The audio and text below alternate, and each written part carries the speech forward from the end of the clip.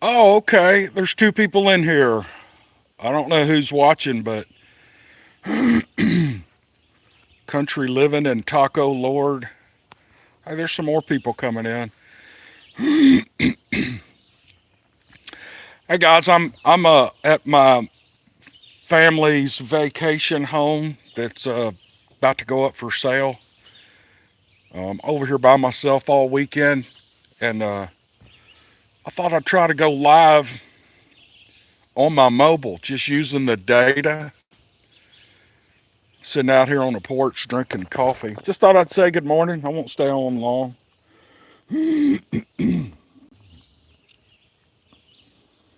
Oh, hey everybody. People are starting to comment now. I may not be able to keep up with them all. Good morning to everybody. Hey, Sean. Sean Langley. Sean is a great artist. He's done pretty much all the T-shirts we ever sold. Sean did the art on them.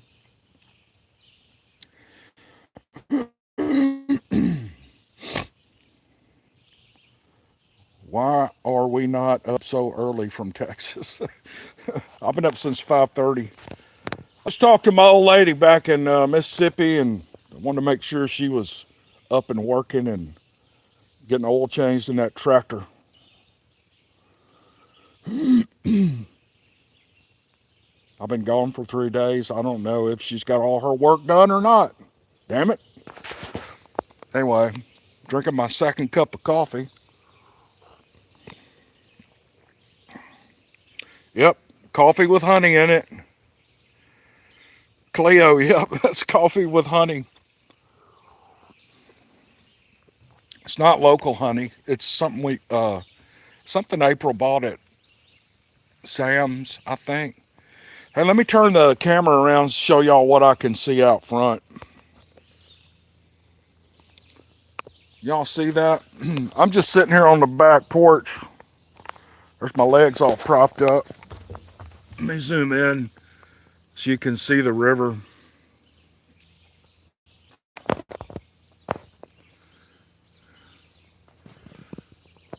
I don't think I can zoom in. Yeah, I can.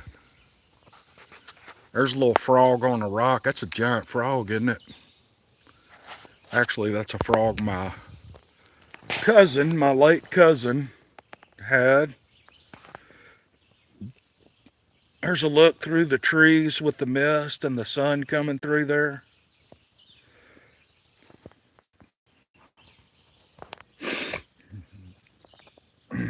There's a boat dock we actually built for my dad. Got a canoe down there, and you can't see the water, but it's right there. It's got mist all over it. It's like this every morning and every evening. I'm on the Little Red River, not far from the dam at Greer's Ferry Lake, Heber Springs, Arkansas. Let me prop my feet back up where I'm comfortable.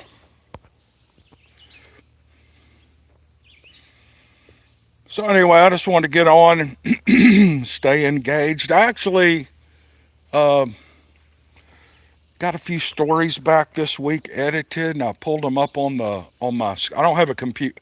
I have a computer over here, but I don't have internet.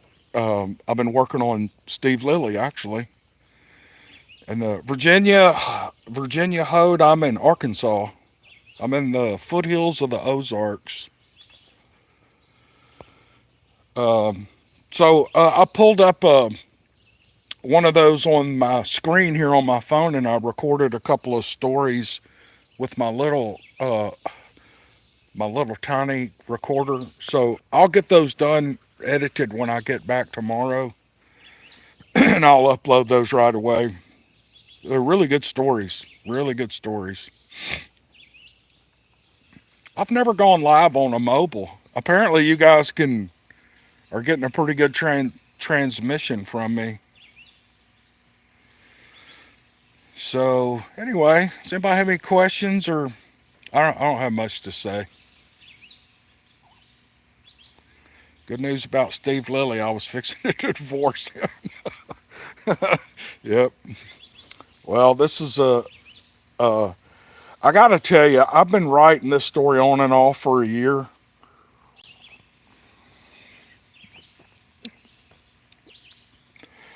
And I'll start it and scrap it, start it and scrap it. And I don't know if it's like writer's block or what, but I just won't like what's going on. But I kind of like what's going on with this one. 15,000 words into it right now. And it's a pretty good story. I'm gonna have to go back through it because it kind of goes off on tangents, and I gotta clean that up. But it should be a good one. And after this one and the next one, I'm just gonna go back to writing them real fast and just thinking up stuff and just throw it out on paper and put it out on a podcast. I don't know. I just have it in my head to try to write a really good story like a real author would. And anyway, John Maddox, it is very early for you. It would be, I guess, 5 o'clock in California. Salita Cantrell says tangents are good, man. Cam, tangents are good, Cam. Good morning to Massachusetts. Do you make an outline for your Steve Lilly stories, or just sit down and I just sit down and start writing them? I just kind of let them go wherever they lead me. Uh, I think probably if I was writing for a living, I would make outlines or some kind of storyboard or something, but I don't. Um, I don't really trying to keep up with these comments. No, I just write them. My wife asked me, she goes, "How'd you think that up?" I'm like, "I have no idea. It just kind of popped in my head."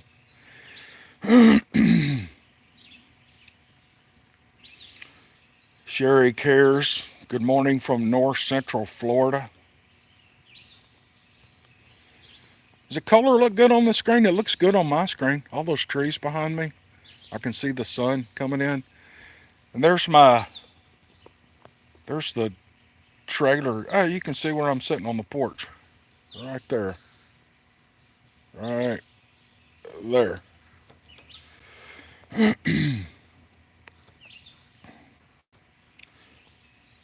What do you mean, like a good author? You're an outstanding author. You make a movie out of the Hairy Manhunters. Freddie, thanks. I'm not a good author. And look, that's not false humility or false modesty.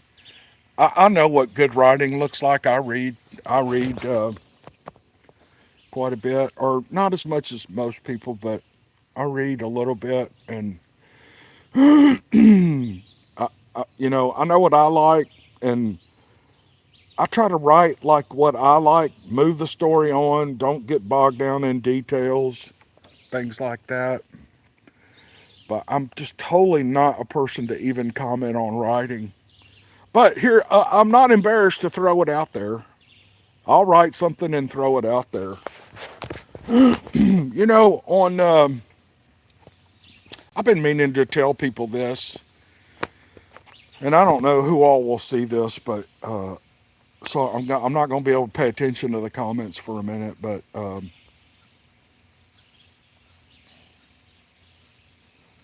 Virginia Hode, no, I've not had any kind of experience with any kind of Bigfoot ever. Actually, I've never even seen any sign. Oh, I'll tell you this though. When I got here 2 or 3 nights ago, I got here. It was daylight, and this place is down in a hole. And let me show you.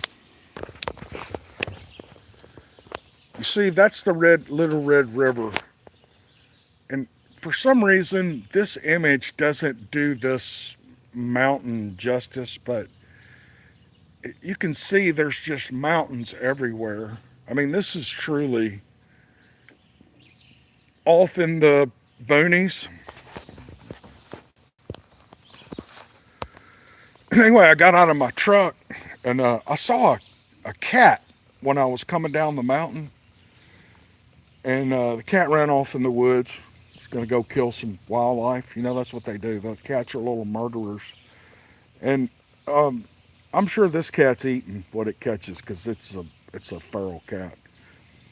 Uh, so I was unloading my bags and the few things I brought in a cooler full of beer and loading it in the house, gonna put it all in the refrigerator, and I heard this crazy sound come from the side of the. There's a mountain way up back behind me. We're down in a hole here. I could walk around there and show you, but I'm too lazy. But I think this cat. There may be been another cat close by or something, but they did that. You know how domestic cats do when they fight. And it didn't scare me, but I sat there for a minute going, oh man, that's the weirdest sound. And so I pushed it out of my mind and came on in and got to work. But that's as closest to a. I mean, some people could have thought that was a Bigfoot, I guess. Actually, I think after doing this channel, I think a lot of people would probably write a story and say that was a Bigfoot, but I know it was one of those cats. And but it's such a weird sound. I was talking about something. Oh, I know what it was. So I've said this before on the podcast. There are two venues that I distribute um, this silly little podcast that I do. One is on YouTube, obviously. The other is I blast it out on the audio only podcast, Apple Podcasts, Spotify, what used to be Google Podcast. I don't know, you can name them all. I use Podbean and Spreaker.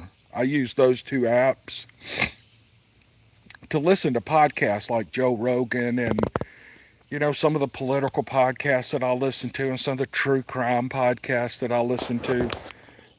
I use Podbean, but any of those podcast apps, here's how that works.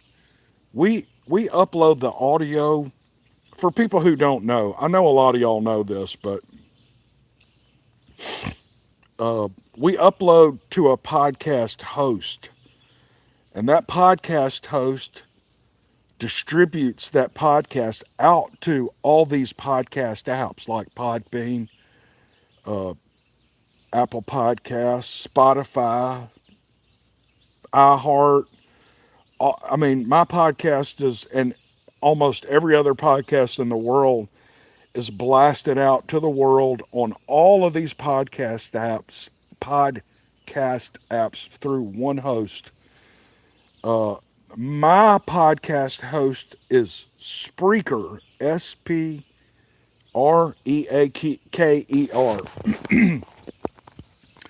You can type it in your Play Store or Apple Store. The app will come up. You can download it.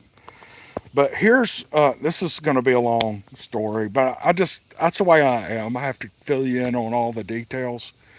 But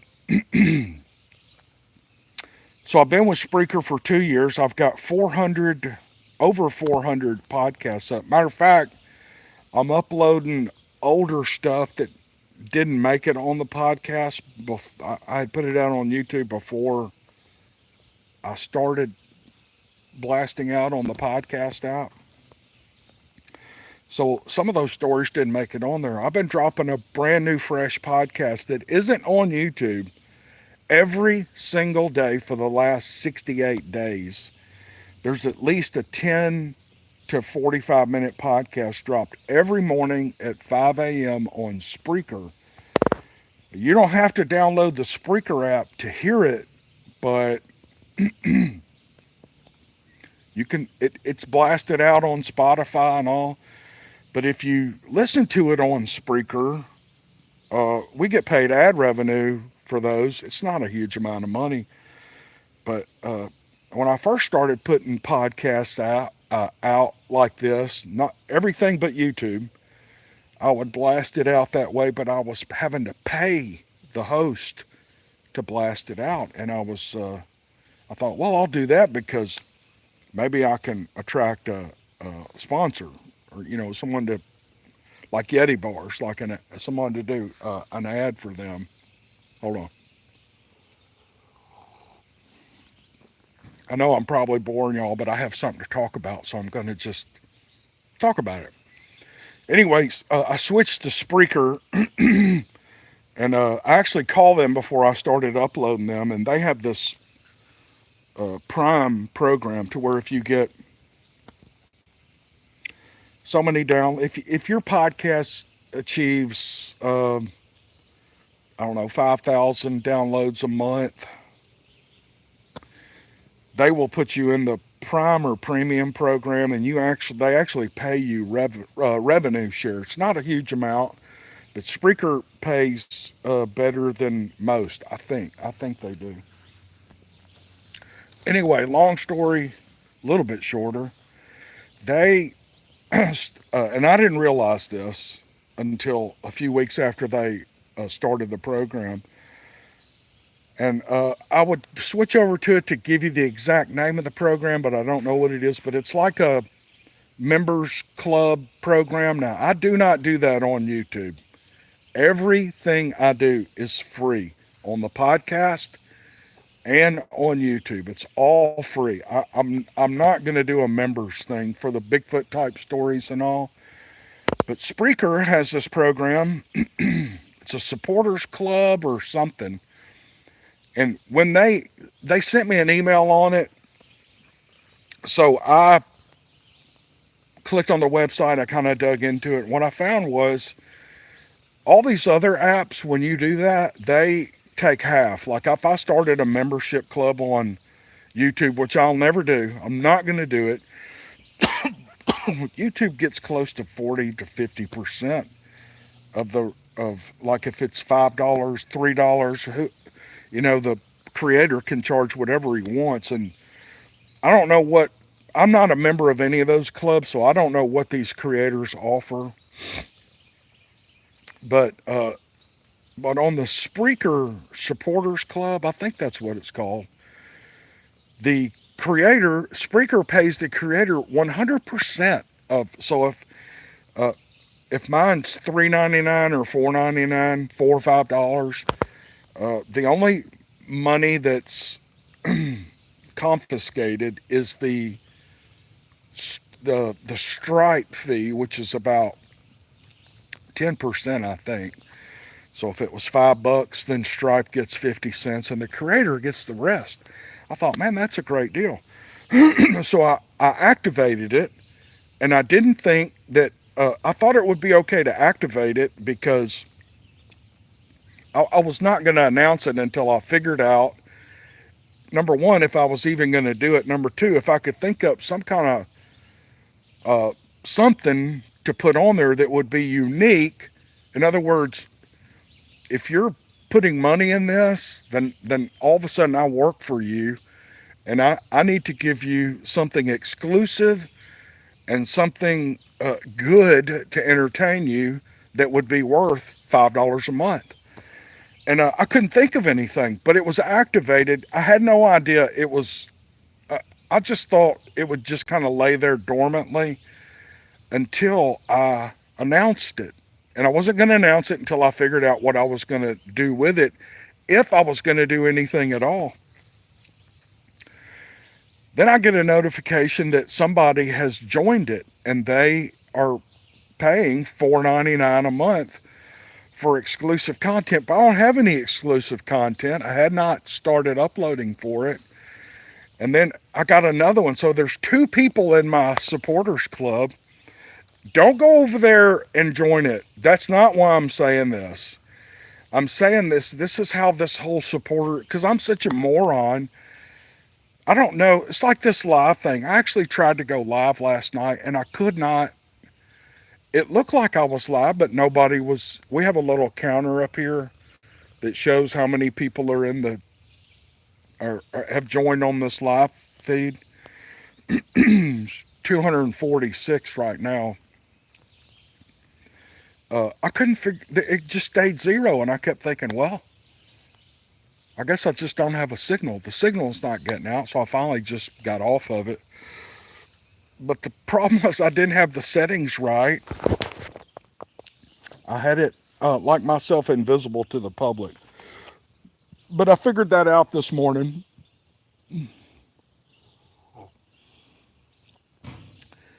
I know you all don't think this, but I don't normally talk this much. If my wife, she's probably watching now, she would say, no, he does not talk hardly at all. I can't get him to talk. Sometimes I wish my wife had someone other than me to talk to because I'm just not a talker. I just don't need a lot of talk for my soul. You know, it may not sound like it, but I'm a quiet person. So I'm talking more than I normally do. Anyway, back to the supporters club. So what I thought I would do, I write, sometimes I write short stories that for me, I just write them. Sometimes, and I record audiobooks that I do some things that are not related to the monster topic. And I enjoy that the most. Writing, just trying to write a smart, interesting story or. So what I thought I would do is something as exclusive so that if anybody, so that these two people who are my supporters on Spreaker could get their money's worth is first thing I would do is as I record these chapters for audiobooks, like I'm working on an audiobook right now. It's I guess I can give you the title. The title of the book is called West from Dixie. The author's name is M.Q. Ashcraft, and it's a really good book. And this author, I think he's around 80 years old. He has written a ton of westerns and a ton of contemporary fiction, crime novels. He's a really good and prolific author, and he's a good writer. And so he's got a series of westerns. And I told him, I said, look, I'm a total amateur. If you want to hire me to, not hire me, but have me do your audiobook, I'll do it because it's a good book.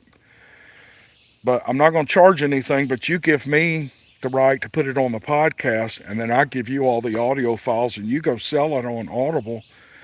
That way, with the ad revenue, I can get some of my sweat equity out of it through YouTube and the podcast app. So all that to say, sometimes it takes 2 months to record all of these chapters. This particular book has, I want to say, 32 chapters.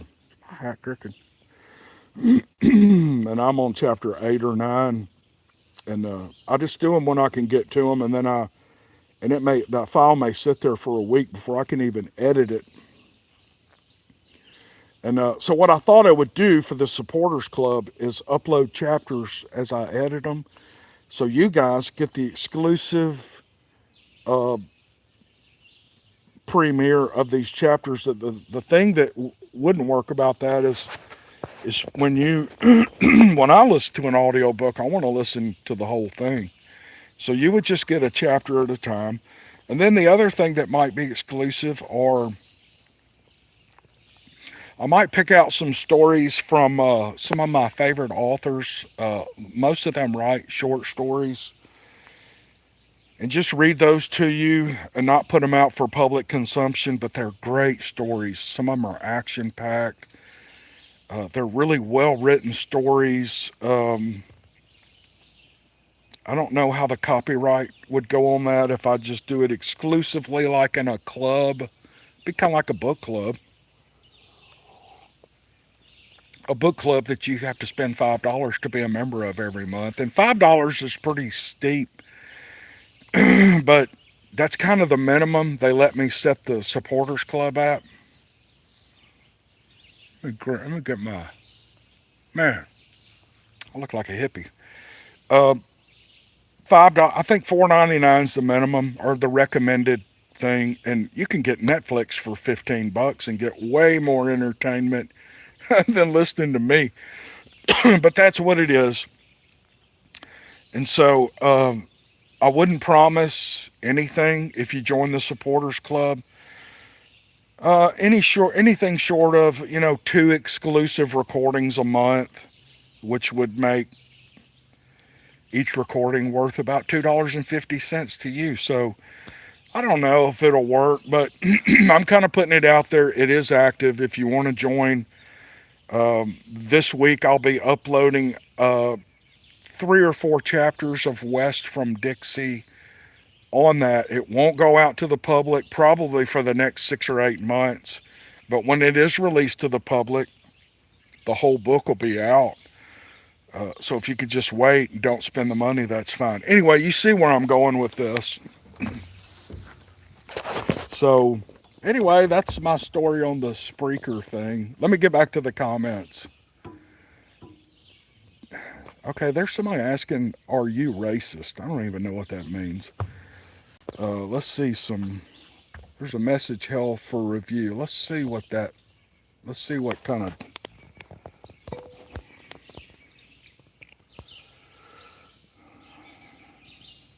Oh, okay. That one, Freddie, I'm approving your comment there. You know, uh, trying to. Okay, evidently I have a moderator in here. Oh, okay. I don't know who's moderating somebody I appointed as a moderator. Yeah, I don't want to get into that kind of stuff. We never talk about that on this channel, and I'm not going to talk about the racist thing, man. It just, you know what it does? It's everywhere, and it just takes the steam and happiness out of everything. And these people get so hung up on it that they just cannot let it go. And where did this come from? I don't get it. I'm 62 years old, and for 60 years, no one ever asked me that question. It was never even a thought in my life.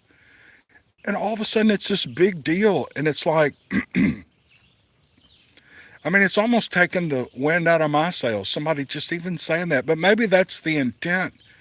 They're just weird people and they have to put stuff up. So, anyway, I'm not going to go into anything political because I don't really like it. I have my opinions. But if I gave you my opinions, I would not convince a single one of you to either agree or disagree with me. No, nobody. You're not going to change anybody's opinion. Um, anyway, back to the comments. Let's just forget about that. I've been on for 28 minutes. I'll stay on for about 40 or 45, and then there's some guys going to show. My mother's doing a lot of renovations in this little double wide trailer that her and my dad bought.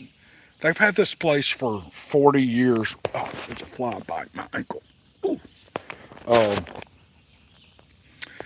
my mother and father have had this place for 40 years. They started out staying here in a pop-up camper, actually. I stayed in that pop-up camper over there working on this place with them. And then they bought a single wide trailer and they parked it right here where this double wide is. And after a few years, after about 10 or 15 years, they bought a double wide and had it pulled in here. And it's been here 20 years and it needs some repairs. You can probably see that window is fogged up. It's a double window and it's cloudy all inside. She's having that replaced and all that stuff. So anyway, I can't stay on a whole lot longer because these guys are going to show up. They're doing the linoleum and new carpet in here. For people who have just kind of joined us, I'm going to turn the camera around so you can see what I'm looking at in front of me.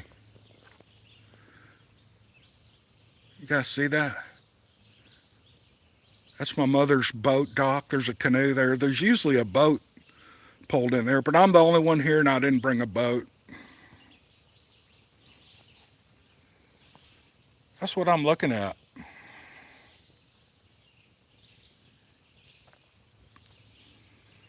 Got that big mountain across the river and the boat dock, and there's a satellite dish that doesn't work. Got to leave a little redneck in this place. It's real pretty. It's beautiful over here. Okay, I'll get back to the comments and see if anybody has a question.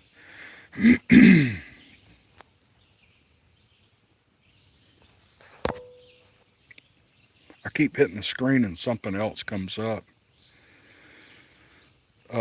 Let's see.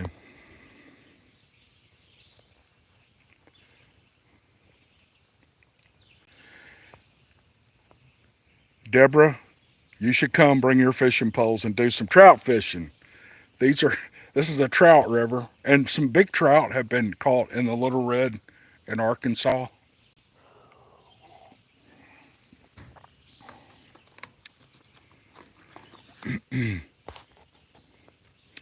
When do you think you're going to put out Steve Lilly? I get that 50 effing times a day.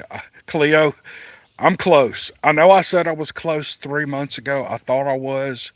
I reread the story. I didn't like it. I just did not like it. And for some reason, every time I rewrite it, I didn't like it because it was too serious. And then the second version, I scrapped it because it was too serious. And then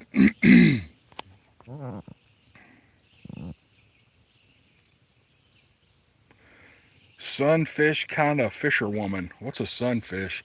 Is that a saltwater fish? Anyway, the third time around, I'm going to keep it, but it's a little bit serious. Maybe that's just the way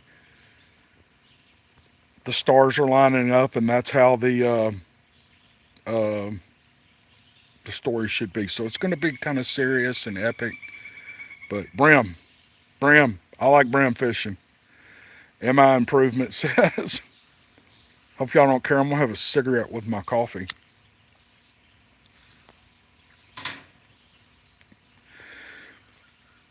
I can't say I don't smoke, but I do smoke 3 or 4 cigarettes every morning with my coffee. Perch and brim.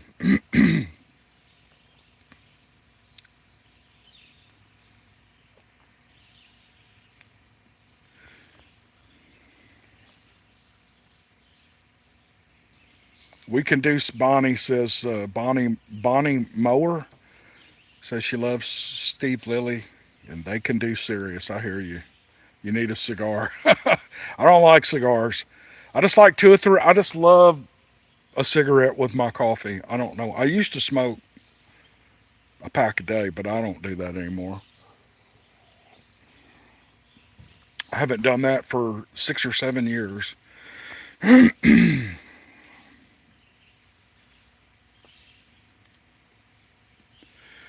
there's any kids watching, don't follow my example. There's a trucker, Rafael Ortiz. Good morning. As a trucker, I really enjoy your stories, especially the Steve Lilly stories. I think y'all are going to like this Steve Lilly stories. Hey, Debbie, enjoy that smoke with your coffee.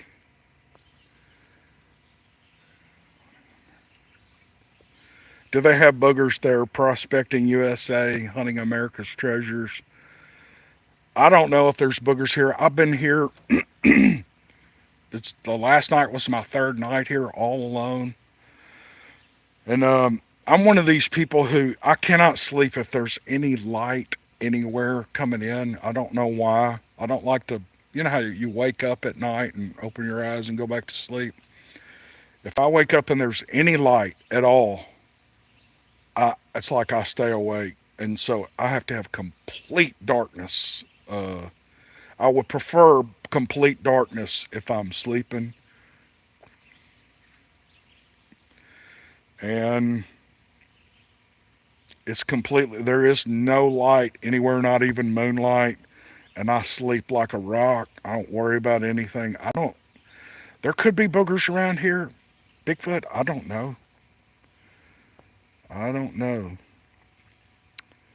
Justin Thompson, the sunfish must, it's a brim cam, okay. Bluegill. Cheryl Roberts says, don't eat them. It's just the thrill of catching them. I like to eat them.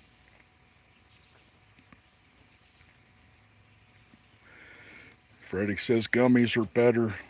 They don't stink. He must be talking about cannabis. I can't smoke cigarettes. Okay, let me go on down here. Oh, STAATS contributed 99 cents. Thank you so much. And it looks like Kim Jones is back once again. She's always so generous in the super chats. I'll tell y'all the story on the super chat. Thank you, Kim. I'll tell y'all the story on the super chats, and I wish it wasn't on, but YouTube kind of made me turn it on. They didn't make me, but they encouraged me to do it, so I did it. And I don't want y'all to give to it. Don't give to super chats on my channel. Go give it to somebody else. But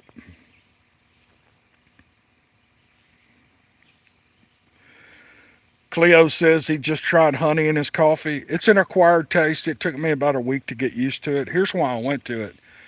I can't drink my coffee black. It's just too bitter. It doesn't matter if it's weak coffee, strong coffee. So I started out years and years ago just putting one scoop of sugar in it just to knock that bitter taste off. And Gate Masher says he got used to standing up on his feet and sleeping. What? He must have been in the Marine Corps. Oh, Freddie, thank you. Thanks for the super chat, $10. Y'all don't give any more of that. Julie says she loves honey in her coffee. Anthony Vargas, honey in his coffee. Yeah, it's really good. So I would put a teaspoon of sugar to knock the bitterness off. I got to look away so I don't keep reading. I'll get distracted by the comments. So then I found these liquid sweeteners and I used those for a few years. And then I started reading all the chemicals. Those liquid sweeteners, the ones you get in the bottle, they're in a bottle at the grocery store. They taste really good, but man, it's just a sweet chemical is what it is. And I got worried about it. So honey seemed to be the only natural sweetener. So I kind of made myself start putting honey in my coffee. And let's see, Jason Sanders says a dash of salt takes the bitterness out of the coffee. I could try that. Becky Smith, honey and a little coconut oil. I've heard that. Butter is excellent in coffee. Never tried that. Sweeteners are no good for you. Farrell Keenan. So honey, it's if you get not manufactured honey, real honey. We try to buy honey locally. There's a guy up in Boonville, Mississippi who, what do you call a beekeeper? Is it apiary? Apiarer? I don't know. He's a beekeeper. He's the name of his little brand is called Honey Boy. We were at the flea market and he had a booth set up. The first time I bought it, he had found a wild hive of bees. Got the honey. It was really dark fall honey. Oh man, it was the best honey I had ever tasted. And I bought like a quart of it. And I've never gotten honey from him again that's that good, but it's all good. And then sometimes we don't go to the flea market for 3 months and we'll just buy a big thing from Sam's or whatever. But Danny Garcia, Mountain Dew is terrible for your teeth and your body. I'm not one to preach about, I'm a fat boy. I've been eating all kind of stuff. But Lady Q, yes, here's what I've noticed from drinking, putting honey in my coffee. And every once in a while I'll just want something sweet and I'll just turn the bottle up and just to get a sweet fix. When I was, from the time I was a kid up until I started consuming honey, 3 times a year I would get these horrible sinus infections. And sometimes they would get so bad I might miss a day of work. I'd get, it's like you don't get a fever, but you just feel terrible. Um, I think I can count a few times I missed a day of work because of it. But I started drinking honey, and the first year or so, I got maybe a half of a sinus infection. Um, the next year, nothing, and for the probably the last 7 or 8 years, I've not had a single. I may have had them, but they didn't affect me that much. So it's really helped a lot. Okay, I've been on for 40 minutes in the morning. Who does a live in the morning? That's stupid. Let me give y'all, people who have just come in, another shot of what's in front of me. Isn't that pretty? I guess the image is okay on your screen. It looks really good on my screen.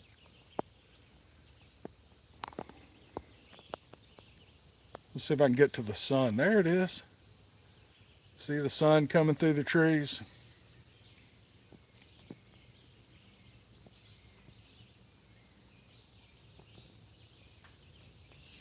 Jandro's unsubbing because I'm wasting his time. Oh, what a nice guy. This is what I'm looking at. This is where I sit in the mornings when I'm here. This is the place everybody sits. The family, we all sit and line up, kick our feet up on this handrail and just talk and look out at the river. Such a nice, it's just when my mother sells this, we're going to miss this.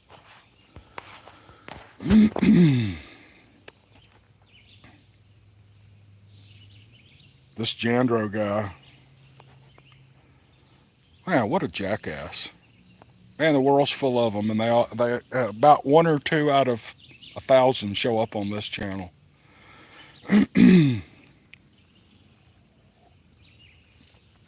Hey, Greg, yeah, I'm real close to Heber Springs. Block the political stuff, please, SA says. I don't have time to block people. Apparently, there's a moderator in here.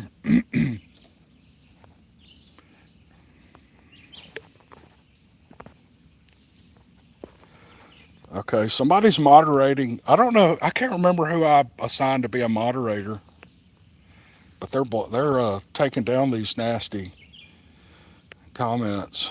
I don't know why people do that. David Harris, morons everywhere these days. That's a fact.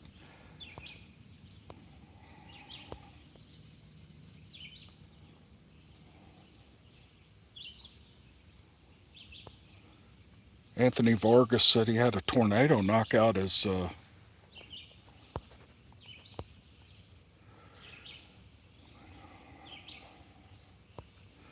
Anyway, yep, I must have a moderator out there looking after me. It's like a guardian angel. I appreciate it. Whoever it is, I haven't done a live in over a year, and I just was sitting over here bored.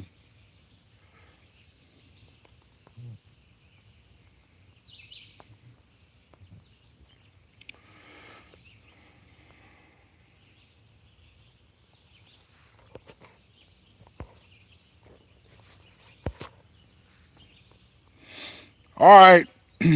I know y'all are probably getting bored. 265 people in here. My hat just feels crooked.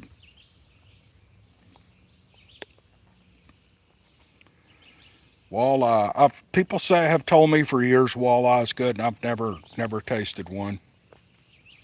I guess we have them around here. I've just never caught one.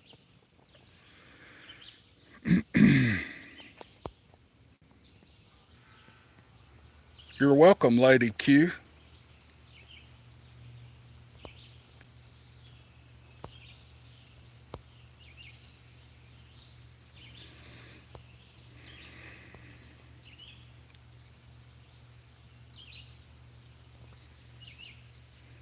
Snakehead fish.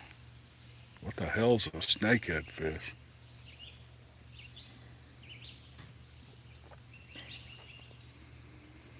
David Harris, every year in Canada, best fish ever. I guess he's talking about the walleye.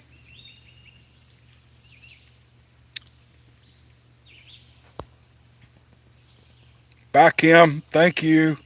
Thank you.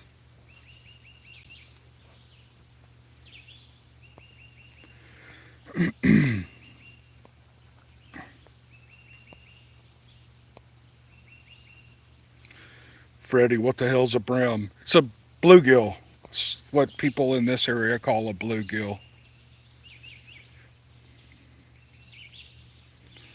John says the snakehead is an invasive species in Florida. Are you talking about the snakeheads? Man, these comments are going so fast I can't try to keep up with them.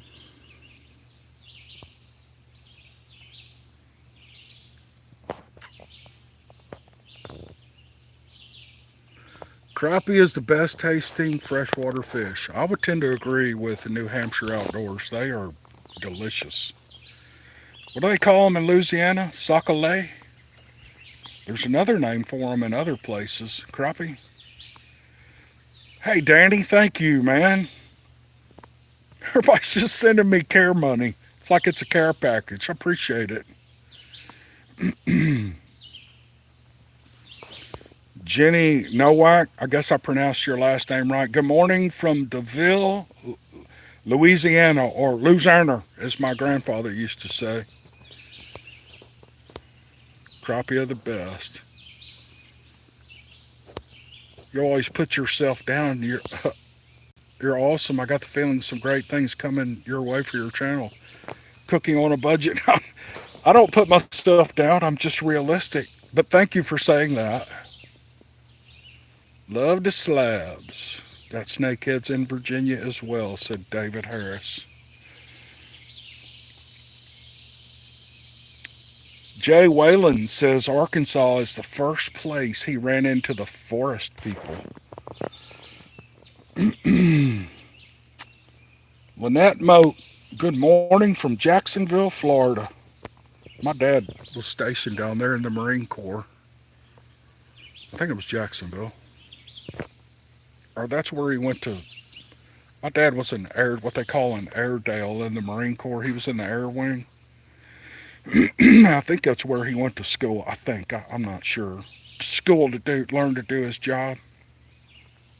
Every time I hear Jacksonville, I can hear my dad talking about that. Looks squatchy out there. It's a beautiful place. Chopper One says. Beautiful place you have there. Yeah, this isn't my place. It belongs to my mother. But, we get to use it whenever we want. So, you can almost call it your own. All right, 12 more minutes and I will have been on an hour. That'll be good enough. Does anybody have any questions about anything other than Steve Lilly?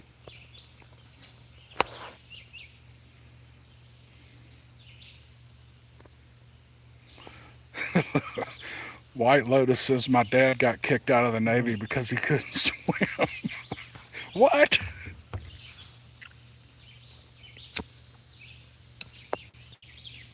I know my wife is, if she's watching, she's going, don't smoke on the live stream. I don't guess y'all care.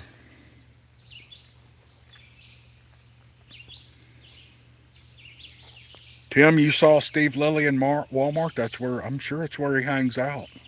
I'm sure it's where he does his shopping. Let's see, Jason Sanders says, are there any more excursions planned? I'm not sure what you're asking. Murray Whalen, good morning from Alberta, Canada. One of my favorite channels. Thank you, Murray. Okay, Greg Knight. I said, do you have any questions other than about Steve Lilly?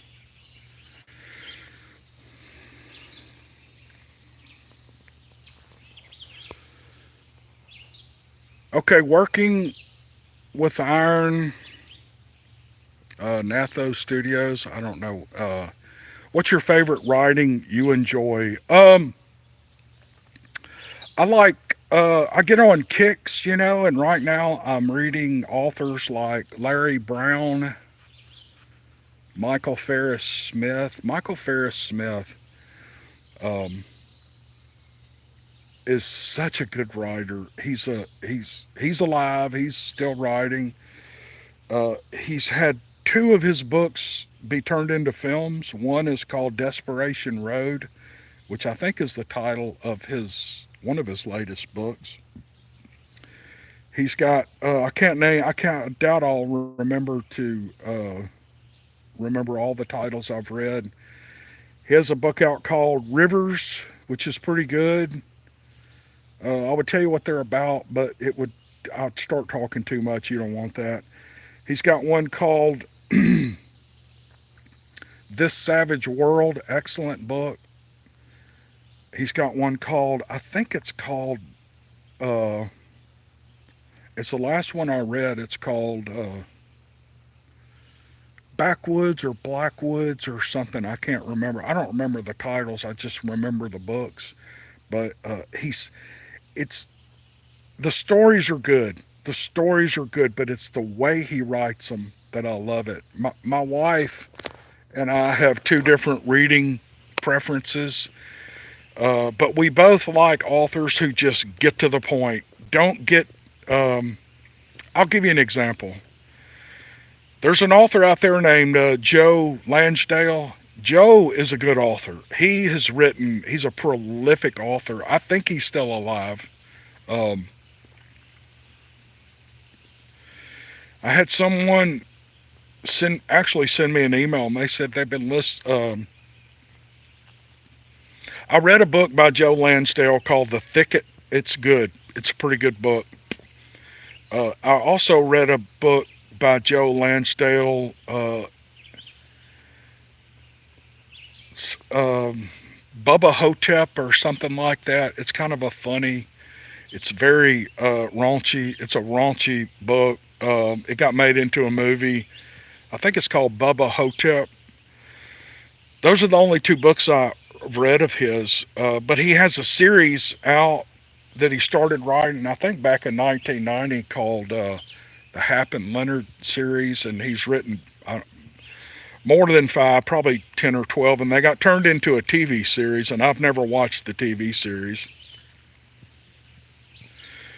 Somebody sent me an email, and they said they had been reading those books, and they really enjoyed them. So on my way down here, I thought, I've got like 12 credits available on Audible, so I downloaded two of Joe Lansdale's books in the Hap and Leonard series, and I started with number one. I got 3 hours. It's a 4 hour drive over here. I got 3 hours into it and I had to turn it off. It's just, Joe is a good writer, and if you like that kind of stuff where you get kind of bogged down or you get immersed in the dialogue and the details and the backgrounds and all that stuff, he's your guy. But it's not, I don't, different people like different things, and I say all this to say is, if I read 2 or 3 chapters and I can tell that this writer's consumed with the details or the background, or the story's not moving, the story has to be moving to hold my interest. Margaret Atwood said, if you want to hook me on a book, hold my interest. And some of these books don't hold my interest. Probably more than half of the books that I have bought on Kindle I haven't read, because I get 3 or 4 chapters in, I'm like, good God, what are you talking about? I don't even know what you're talking about. There's a series of a family member, I don't remember who the author is. Now I can't even remember the name of the series. I never mind. It's a series about a sheriff out west. It's not the Joe Pickett series. That's a pretty good series of books. Now I can't remember that author's name. But anyway, this sheriff got made into a TV series, and somebody in my family said, "Oh man, these are great books." So I picked up the first book, started reading it, and it's like 5 chapters of this guy getting out of bed. And I thought, who in the hell reads this stuff? Who enjoys this? But it just goes to show you there's a lot of different things that different people like to read. So back to Michael Ferris Smith, I'm kind of promoting him because his stories, from the first paragraph, the first 3 or 4 chapters, the story has moved a great deal. And there's a lot happening, and the way he writes it is fantastic. Michael Ferris Smith, if you're a reader, you you know, and you like stories that move. They're not monster stories, they are fiction. There's some kind of like he writes a lot about hurricanes, or like a character in some of his books. There's another book he did, I can't remember the title, but it's all set in these massive growths of kudzu, and the kudzu almost becomes a character in the book. There's a lot going on. He's a Southern writer. I think he lives in Oxford, Mississippi, and I read everything he puts out. He only lives 45 minutes from where I live, and I thought, man, I would love to meet this guy and buy his lunch and just listen to him talk about writing, but I don't dare approach somebody like that because you look like an idiot.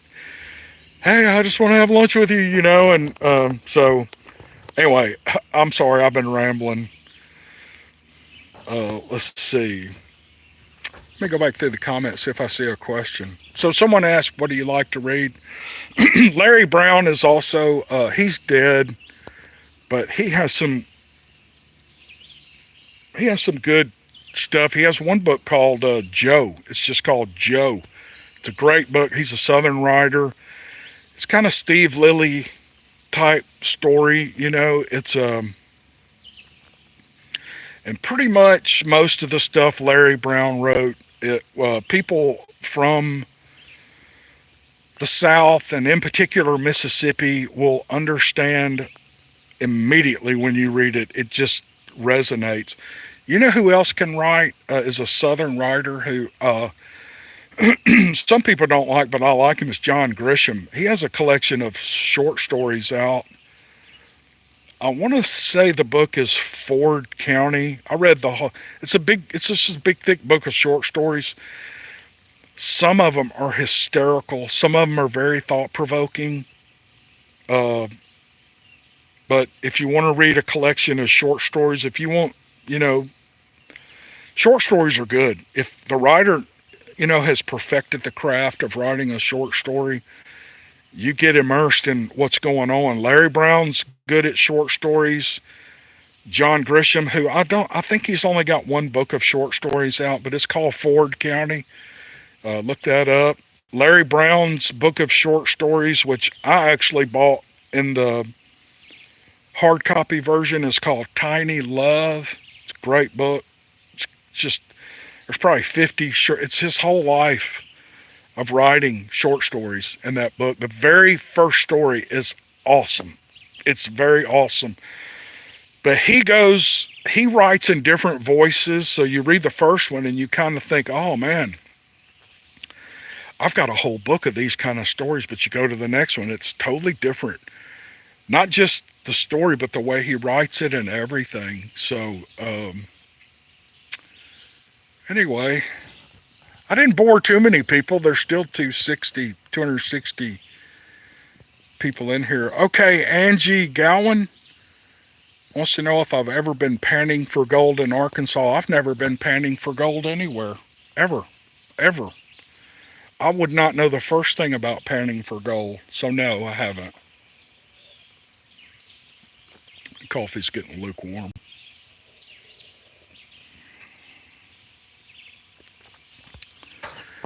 Let's see, Diaz says, where you at right now, Cam? I'm in Heber Springs, Arkansas, on the Little Red River. People just now coming in, I'll show you what I'm looking at. That's what I have in front of me.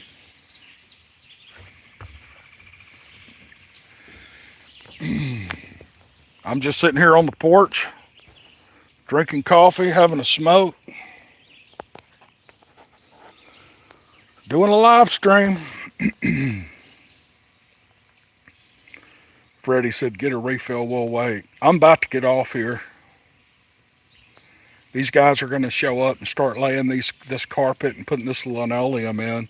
And I'm losing my voice. See, I don't talk this much. Greg Knight says you can pick diamonds right up off the ground here in Arkansas. Sonia, it is very peaceful out here. Let's see, Jennifer, I talked about an audiobook I'm working on right now earlier in this live feed. It's, yes, I'm working on a Western. It's going really slow. And the author, I'm sure, is frustrated with me, but I told him on the front end, I said, I kind of have to work these audiobooks in.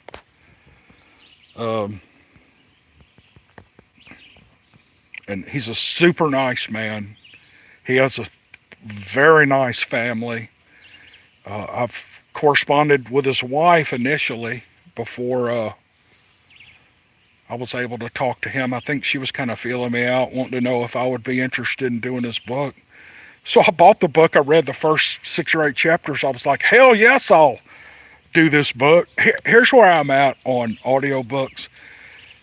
I will do anything that isn't monster related. I just desperately want to do some smart stuff to try to improve, not that doing monster stuff would not allow me to improve, but I just want to do some stuff that's just regular fiction or even nonfiction that has nothing to do with Bigfoot or Dogman or stuff like that. My hand's going to sleep.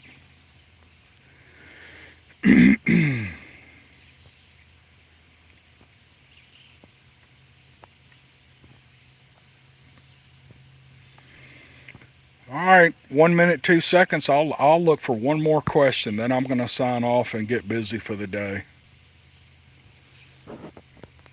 Okay, someone's recommending a book called Spirit Walker by Hank Wesselman. Anyway, you can find it in the comment section by Working with Iron.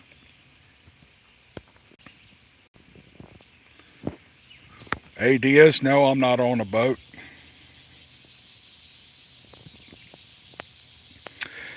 I have a couple of, I have one audiobook on my channel called, that has nothing to do with monsters. And honestly, it's the book I'm most proud of that I've done so far. It's called As Per Y'all's Request. The easiest way to find it is in the playlist section. If you just want to hear something that's not monster related, that's very nostalgic, it's about a boy growing up in South Mississippi. It's his kind of like a collection of memories he had growing up, and it's written by a really super nice guy. I worked with him and his brother, kind of getting the book together. Not that it's a giant production, but I look for guidance from the people who wrote the book to kind of give me an idea of the voice. And anyway, I work with they're just super nice people. And I did the same thing with them that I'm doing with all my audiobooks. I'm not putting them out on Audible. I'm trading my time in recording the books in exchange for allowing me to put them up on the podcast, and they get the audio free, and they can go sell it on Audible and Spotify and all the audiobook sellers. I'm just lucky enough to have an audience big enough that the revenue share is plenty for me through YouTube and the podcast with these audiobooks, and it's never put anywhere else. And so Anyway, if you want to hear a book that's not monster related, go to my playlist and look for As Per Y'all's Request. It's probably 3 hours long. It's a great little book. The man who wrote it's got a great sense of humor.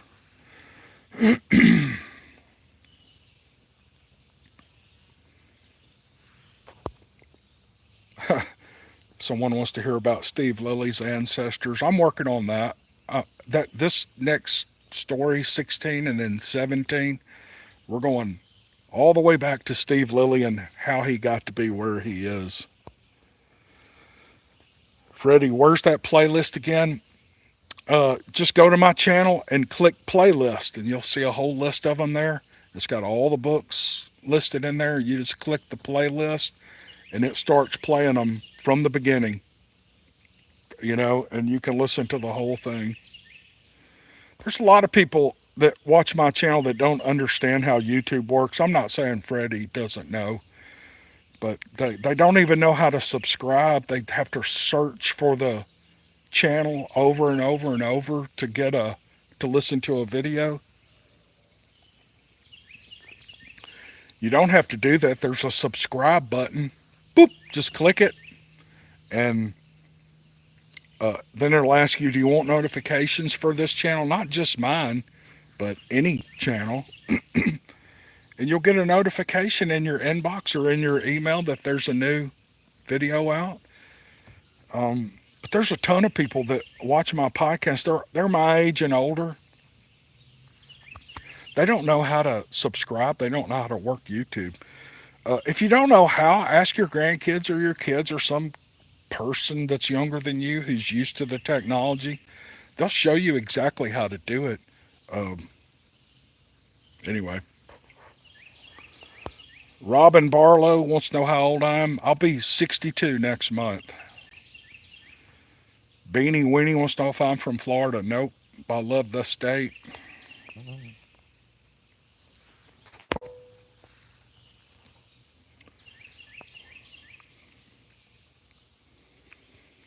Oh, River Sticks just gave me a coffee and a bagel. Thank you so much.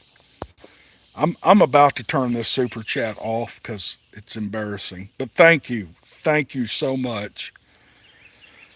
I've probably made about 80 bucks just doing this live. I wasn't even thinking about that. People just giving money. Uh, anyway, when I get back home tomorrow night, I'll take my wife out.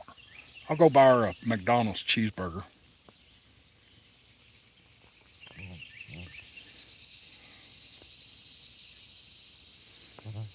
Let's see. Somebody's saying say my name, but I can't pronounce your name. I'm sorry. I speak English, and I live in the South, and some of y'all's names are hard to, well, at least your YouTube handles are hard to pronounce, but Daya, D-I-Y-A, I'm not even going to try that last name.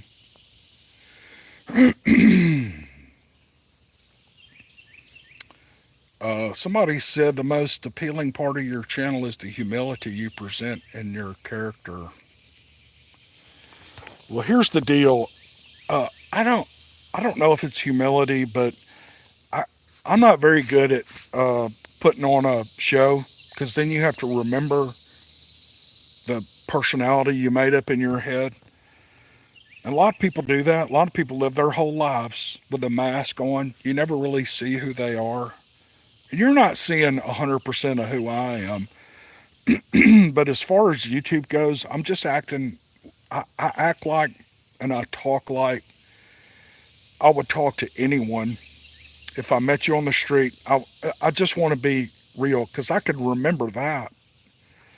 It's like telling a lie. When you start telling lies, you got to remember those lies. But if something happened to you, you might forget it. But if you tell the story over and over again, you can remember all those things. You know where I'm going. So I don't know that I'm humble. I know I'm not a professional audiobook recorder. I know I'm not. There are absolute pros out there. Will Patton is my favorite. And there are several others. Uh, the guy who recorded. Okay, I was talking about Michael Ferris Smith, an author from Oxford, Mississippi. um, One of his books is called Blackwood. It's a really good book. It's a really good story. It's an exciting story. The guy who narrated that audiobook is excellent. He is so good. His voice is not animated. It's just the way he reads it is great. So I'm not really that humble, but I know my place. Let's put it that way. I know my place. I learned that years ago. I used to work for Nucor, and if you work for a good company and and if it's a good team of managers that works, those managers are teachers, especially to younger guys. And if you're smart enough to listen, I don't see that much anymore. I don't see that much with the younger generations. But if you go into a new job and you can feel that it's a pretty well run company, and if you train yourself to listen, some of these managers will teach you a lot of stuff. And if you get to talk to people even higher up on the ladder, just shut up and listen to them and quit demanding that you get paid more, and listen to what the hell they're saying and watch what they do and how they handle people. You'll learn a lot. All that to say, I had a guy, a manager, he was my boss. He and I were in a conversation one day. This was 30 years ago. And he was talking about somebody else that I think he had fired. And anyway, he said the words, everybody needs to know their place. You need to know your place. That's not meant in a pejorative. Everybody has a place in a corporation, in the military, um, on a sports team. Everybody has a place. If you're on a baseball team, you're the catcher, that's your place. That's your place. You need to get real good in your place. If you're in sales, if you're in production, if you're a hand out on the production floor, you have to know your place. If I'm just a salesman or a lower level manager, my place uh, is not to tell the people above me what or how to do their job. My place is to do what they say and learn until I get their job. Then then that's my place and I can make those decisions. The point is to listen and learn human behavior and learn how people operate. Uh, and I'll tell you who I learned from. Oh man, we're a minute 15. I'm just rambling on and on. I'll just say this and I'll wind it up. Uh, my two sons and my daughter are really productive members of society. And my oldest son has just attained, in the last couple of years, I think it's a managed supervisor position in a steel mill. He's in the melt shop of one of the biggest steel mills, and actually well, I know in the country, maybe not in the world. There's some big ones around the world, but anyway, he's a supervisor.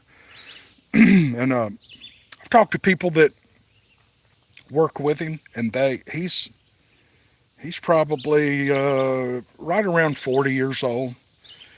And but anyway, I won't brag on him too much, but he's mature beyond his age in his business behavior and the way he handles people. He's not easy on people. He's not too hard on people, and he's quiet. He listens, and he has gained huge respect from the people that work for him. And anyway, I learned from my kids. I watch everybody, and there's always things to pick up from people.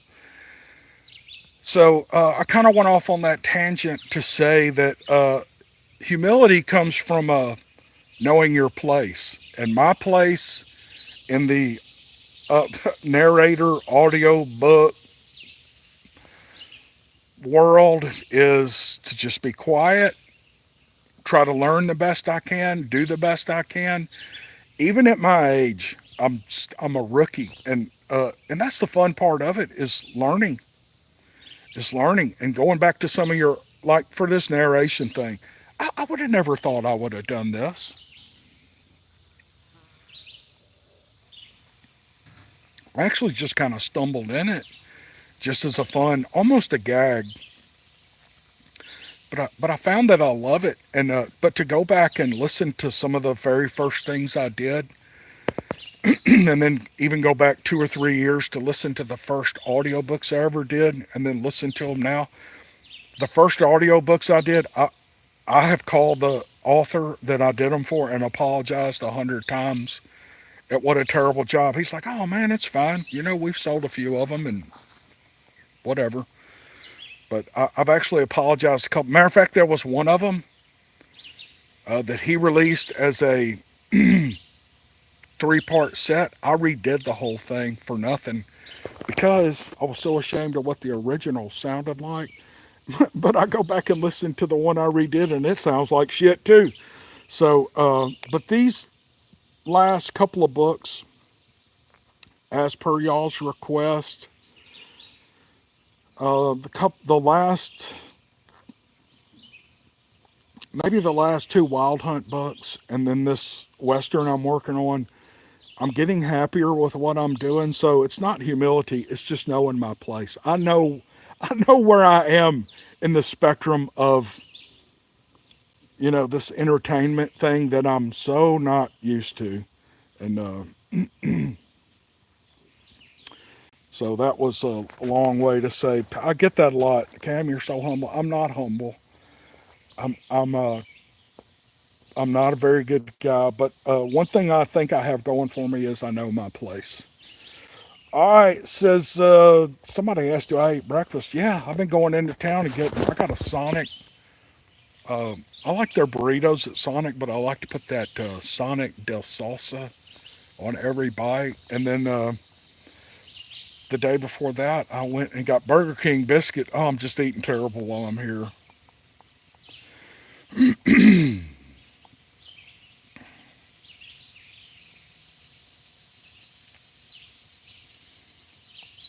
Freddie said that isn't breakfast. It tastes pretty good, brother. I've got one little. My wife packed me a little sack full of food and in a cooler and all that stuff, and I'm down to a container of soup that I'll probably eat tonight. And if I don't get out of here tonight, I'll have to go get a pizza or something up in town. All right, hour and 20 minutes. I'm going to cut this off. ADS is asking, what's your favorite barbecue? Just pork, pulled pork. Most people do. Most places do good barbecue if they're a barbecue place.